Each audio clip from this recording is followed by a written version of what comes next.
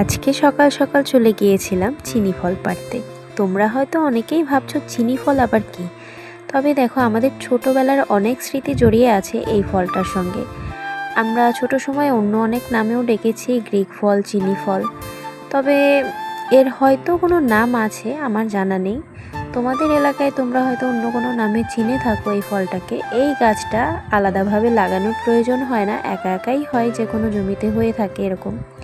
তো এখানে ভুট্টা লাগানো হয়েছিল, সেই জমির পাশে এই বড় চিনি ফল গাছটা। আমার ছোট ভাই কয়েকদিন ধরেই বলছিল যে এই গাছটায় অনেক ফল পেকে আছে, যাব কিনা। তো সকাল বিকাল এই করতে করতে বেশ কয়েকদিন পরে অবশেষে আমরা গেলাম।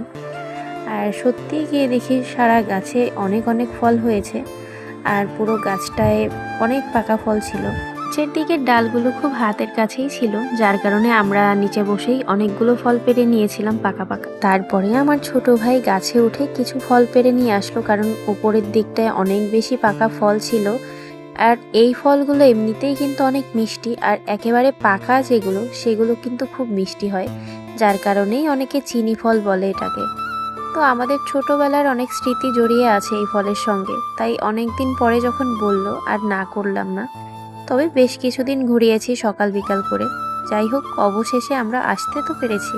প্রথমে আসতে চাইনি, কারণ এরকম সময় গ্রামে অনেক সাপ দেখা যায়, কারণ একটু গরম পড়লেই অনেক জায়গা থেকে সাপ টাপ বের হয়। আর এই জমিটায় ভুট্টা লাগানো হয়েছিল, তারপরে দেখো আর পরিষ্কার করা হয়নি, যার কারণে জমিটার অবস্থা খুবই খারাপ, অনেক ঘাস হয়ে গেছে। এই কারণে আসতে চাইনি, অনেক জঙ্গল ছিল এদিকটায়। তারপরেও আসলাম, এসে লাভই হয়েছে। তো পুরো ভিডিওটা তোমাদের কেমন লাগলো কমেন্টস করে জানাবে। ভালো লাগলে লাইক কমেন্ট শেয়ার করে দিও। ধন্যবাদ সবাই।